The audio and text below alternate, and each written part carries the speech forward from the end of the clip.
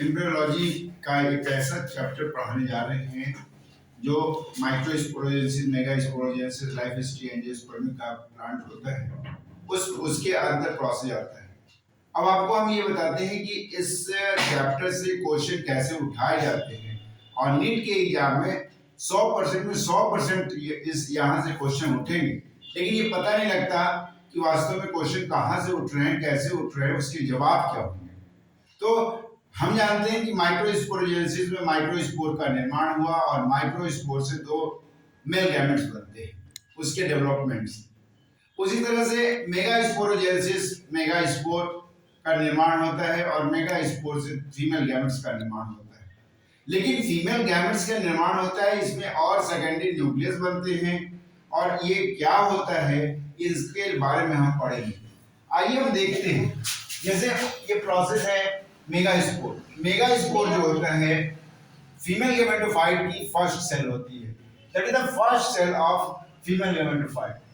Megasporangium से megaspore का निर्माण हो रहा है। अब ये क्वेश्चन कहाँ से उठेगा? एक तो क्वेश्चन ये उठेगा कि मेगास्पोर हैप्लॉइड है या डिप्लॉइड है। तो मेगास्पोर जो होता है वो हैप्लॉइड होता है। क्यों? क्योंकि मेगास्पोरोजेनेसिस के प्रोसेस के अंतर्गत जो 4 मेगास्पोर बनते हैं, मेगास्पोर मदर सेल से 3 खत्म हो जाते हैं, जो बचता है वो एक फंक्शनल मेगास्पोर होता है, वो फीमेल गैमेटोफाइट की फर्स्ट सेल होती है। और ये क्वेश्चन उठना स्वाभाविक है कि ये क्या है, तो ये हैप्लॉइड होते हैं, क्योंकि मियोसिस सेल डिवीजन में जो डिप्लॉइड सेल होती है वो हैप्लॉइड हो जाती है।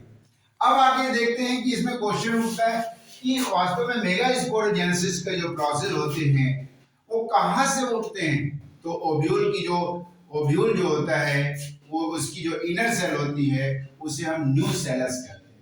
न्यूसेलस के अंदर ही डेवलपमेंट की एक्टिविटी होती है, उसमें विभाजन की एक्टिविटी होती है। तो याद रखिए nucellus inner cell of ovule, यहाँ से उसके डेवलपमेंट स्टार्ट होते हैं। अब डेवलपमेंट स्टार्ट होते हैं तो फीमेल गैमेट से एक सेल का निर्माण होगा। एक सेल क्या है ये भी पूछा जा सकता है कि एक सेल क्या है।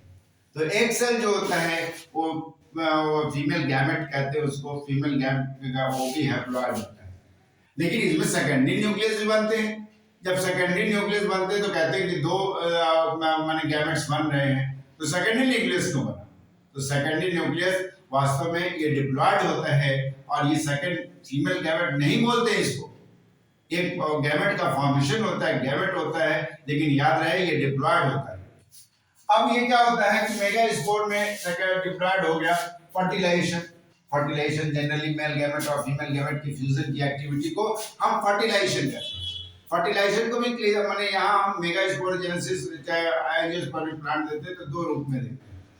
एक होता है सत निषेचन, जिसे ट्रू फर्टिलाइजेशन कहते हैं।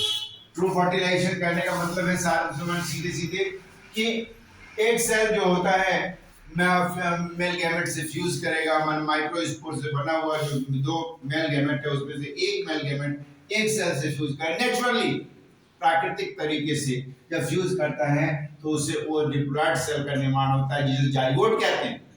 और ये निषेचन जो होता है वो ट्रू फर्टिलाइजेशन कहलाता है। अब डबल फर्टिलाइजेशन क्या होता है? डबल फर्टिलाइजेशन में एक अभी बचा सेकेंडरी न्यूक्लियस, हमारा सेकेंडरी न्यूक्लियस बचा है और उसका हमारा second male gamete. Second male gamete जो निकल रहा है वो एन है, हैप्लॉइड है। सेकेंडरी न्यूक्लियस और डिप्लॉइड है, आपस में मिलेगा तो ट्रिप्लॉइड एंडोस्पर्म का निर्माण करेगा। इसे ट्रिपल फ्यूजन भी कहते हैं। ट्रिपल फ्यूजन भी कहते हैं, त्रिसंलयन भी कहते हैं। याद रहे त्रिसंलयन, ट्रिपल फ्यूजन यही प्रोसेस है, इसी में पाया जाएगा। और ये प्रोसेस क्या होता है? 13 जो ट्रिपल फ्यूजन जो होता है इसे माने एंडोस्पर्म का निर्माण। एंडोस्पर्म क्या करेगा? एंडोस्पर्म क्या करेगा? तो ये पोषण करेगा। जो एम्ब्रियो होता है उसका पोषण करता है, जिससे अच्छे बीज बनते हैं, और अच्छे बीज बनेंगे तो अच्छा पेड़ बनेगा, स्वस्थ पेड़ बनेगा। और ये फर्टिलाइजेशन की जो बने, क्योंकि एक ही एम्ब्रियो के अंदर 2 बार फर्टिलाइजेशन होता है एम्ब्रियो सैक के अंदर, इसलिए उसे संयुक्त रूप से हम डबल फर्टिलाइजेशन का नाम देते हैं। डबल फर्टिलाइजेशन को बताया कहाँ? यहाँ से भी क्वेश्चन उठते। तो एक निवासी नामक वैज्ञानिक थे, वो उन्होंने डबल फर्टिलाइजेशन को बताया। अब डबल फर्टिलाइजेशन को बताया तो इसका काम क्या होगा? एंडोस्पर्म का काम क्या होगा? मैंने पहले बताया, पोषण करना। अच्छी तरह से भोजन को पहुंचाना, और भोजन जब पहुंचता है एम्ब्रियो में तो उसका स्वाभाविक है कि अच्छा सा बीज बनेगा।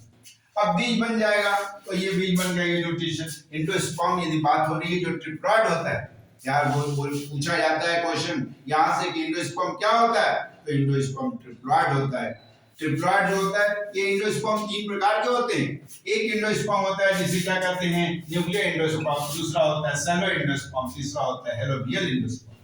न्यूक्लियर एंडोस्पर्म किसमें पाया जाता है, न्यूक्लियर एंडोस्पर्म पॉलीपेटली क्लास के कैप्सुला में पाया जाता है। इसमें केंद्रक का लगातार विभाजन होता है, लगातार विभाजन होता है। जब विभाजन रुकता है तो उसके चारों तरफ सेल वॉल बनती है। लेकिन यह सेलो एंडोस्पर्म जो वैलेंसिया, ये पौधे का नाम है, ये भी ये पॉलीपेटली है, ये गैमोपेटली होता है। वैलेंसिया जो होता है, जो पुष्प होता है, जिसमें याद रहे कि ये एंडोस्पर्म जो एंडोस्पर्म का न्यूक्लियस होता है, ये जो होता है एक विभाजन होगा, उसकी चारों तरफ सेल वॉल आएगी। ये जो होता है मिक्सचर होता है, ये एंडोस्पर्म हेलोबियल एंडोस्पर्म एक तरफ मिक्सचर होता है। ये एरीमोरस में पाया जाता है, Eremurus that is example of helobial endosperm. Nuclear endosperm और सेलुलर एंडोस्पर्म की ये बीच की अवस्था दोनों को लगा के करते हैं। पहले क्या होता है, इसमें जो होता है एंडोस्पर्म के न्यूक्लियस जब डिवीजन करेगा तो 2 सेल बने, कैसे, क्योंकि सेल वॉल बन जाएगी। और जब सेल वॉल बन जाएगी, लेकिन दूसरा जो डिवीजन होगा वो लगातार इसमें केंद्र का लगातार विभाजन होते रहता है, उसमें भित्ति का निर्माण नहीं होता, इसलिए हम इसे मैंने दोनों को मिक्सचर कहते हैं। अब देखते हैं, देख ही रहे हैं, तो यहाँ एक ओव्यूल का फिगर है, एक ओव्यूल का फिगर है। यहाँ से पराग नली ये दिखाई, जो नीले रंग का दिखाई दे रहा है, ये पराग नली, और इसमें 2 दिखाई दे रहे हैं डॉट लाइक स्ट्रक्चर, ये मेल गैमेट।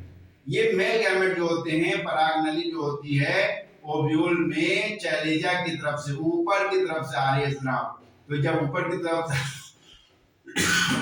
आती है तो इसे चैलेजोग्राफी कहते हैं। इसका एग्जांपल होता है कैजुरेना। ये एग्जांपल पूछा जाता है एंट्रेंस में, ये नेट के एंट्रेंस में ये पूछा जाएगा कैजुरेना में किस प्रकार का बने पाया जाता है, तो ये चैलेजोग्राफी होता है। और ये पोरोगमी सामान्यतः होता है, इसमें जो परागनली जो होती है वो माइक्रोपाइल मुख्य द्वार से अंदर प्रवेश करती है फर्टिलाइजेशन के लिए। यहाँ देखते हैं मेसोगेमी, जो इंटैगमेंट वाले भाग होते हैं, चाहे इधर से आए चाहे इधर से आए, इसमें क्या होता है मेसोगेमी उसको कहते हैं, क्योंकि इंटैगमेंट से परागनली प्रवेश करती है। और ये कुकुरबिटा फैमिली में जितनी जो कुकुरबिटेसी फैमिली होती है उसमें कुकुरबिटा पाया जाता है, मेसोगेमी किसी में ओव्यूल पाया जाता है।